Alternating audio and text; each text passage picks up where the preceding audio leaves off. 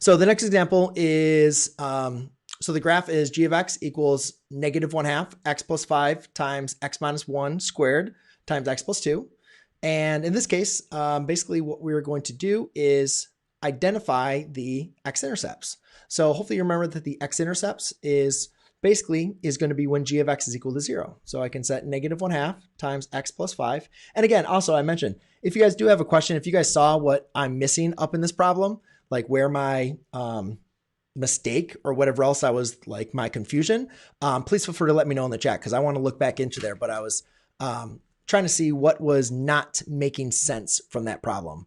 And I know I want to look at the graph and kind of recognize this, why that is not working. So, but I do want to make sure I can provide you a better explanation. And if I'm not able to get to it, which probably tonight, because typically I want to make sure I can think through the problem and not be on the cuff when doing a live stream, which is not ideal, then I'll just make sure that I respond to you in the community post.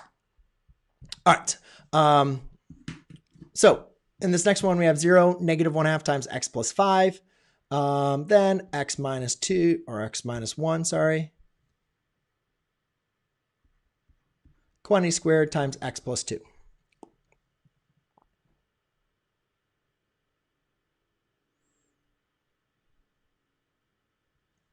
All right. So basically, now what we can do is go ahead and apply the zero product property. Now, one of the main issues is, we have all these products equal to 0. But one of the main issues here is we have the scalar. Now, again, the first thing we could do is we could multiply by a -2 on both sides, and that would get rid of the scalar. So again, remember the scalar is not going to be an x-intercept. The only thing that each of these factors are going to produce our x-intercept. So I'm going to have an x plus 5 equals 0, x minus 1, quantity squared equals 0, and x plus 2 equals 0. All right, so therefore we have x equals -5. Here you take the square root of both sides, and you can see x is equal to 1. And then here x equals -1. I'm sorry, -2. Okay, so now let's just go ahead and plot those points. So I have a -1, 2, 3, 4, 5, -2, and a +1. All right, so those are going to be the zeros. The next thing we need to do is, if you were to multiply this out, what would be the leading coefficient and the degree? So if I have -1/2, right? If I was to expand an x minus 1 squared, that would give me a x squared, right?